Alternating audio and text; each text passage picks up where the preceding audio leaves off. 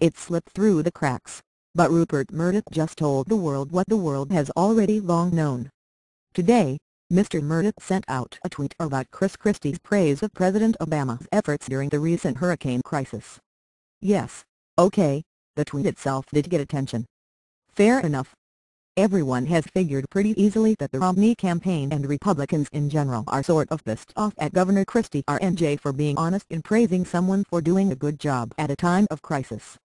But look closer at "Thank you for trying verbose. This recording will go away once the product has been purchased." What Mr. Murdoch wrote. That part at the end. Take a look at it. Christie, while thanking God, must redeclare for Romney, or take blame for next 4 years. Yes, okay, again, I know, it's what you expect him to say. So, big deal. Except, no, it's not what you expect him to say. Because he's never before said it. Keep in mind that Rupert Murdoch is the owner of Fox News. And yes, while not everyone considers Fox News to be an actual news organization, Fox News itself likes "Thank you for trying verbose." This recording will go away once the product has been purchased. To contend publicly and vociferously that it is. That it's fair and balanced. That it merely reports the facts and lets you decide. Rate out journalists. Fair, balanced, unbiased, impartial. But now, the guy who heads all that just told you, publicly, that he believes anyone who helps the Democrat has to take the blame for next 4 years. Now, no matter how much you may or may not agree with the assessment of the next 4 years, do you think that statement is unbiased? Presuming you're unbiased enough to "Thank you for trying verbose." This recording will go away once the product has been purchased. Be fair and balanced about it, of course. Consider for a moment if the owner of CBS, NBC or ABC wrote something similar about Mitt Romney. That they said if some Democrats was helping the Republican nominee, must redeclare for Obama, or take blame for next 4 years. There would be howls so loud you could hear them in the Cayman Islands. And you know, they'd be right. News organizations, and we're most particularly talking about the people at the top who head those news organizations. Thank you for trying verbose. This recording will go away once the product has been purchased. And drive the direction, do not declare favorites, nor play them. Do not.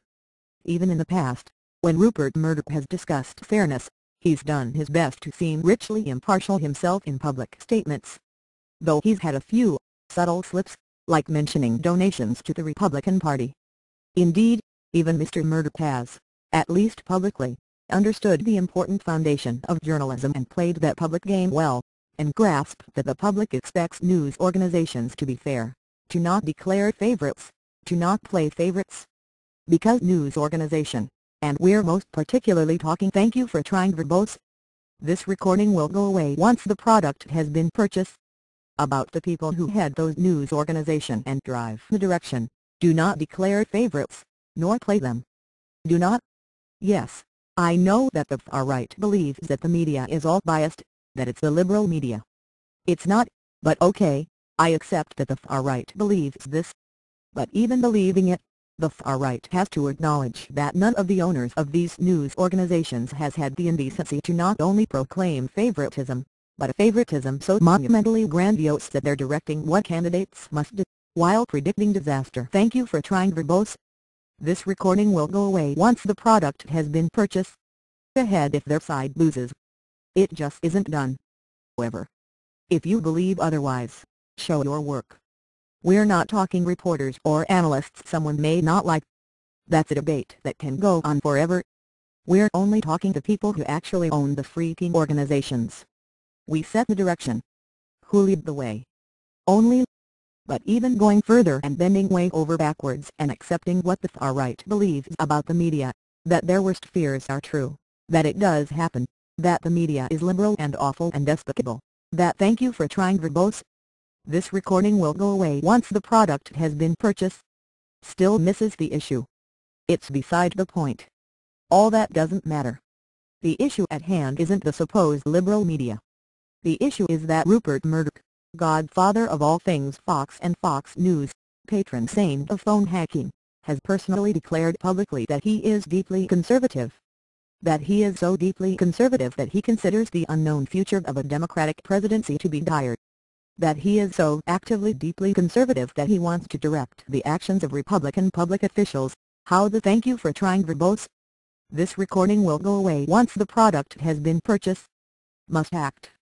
The point here is that Fox News can no longer consider itself fair and balanced, because its boss has just declared it not to be.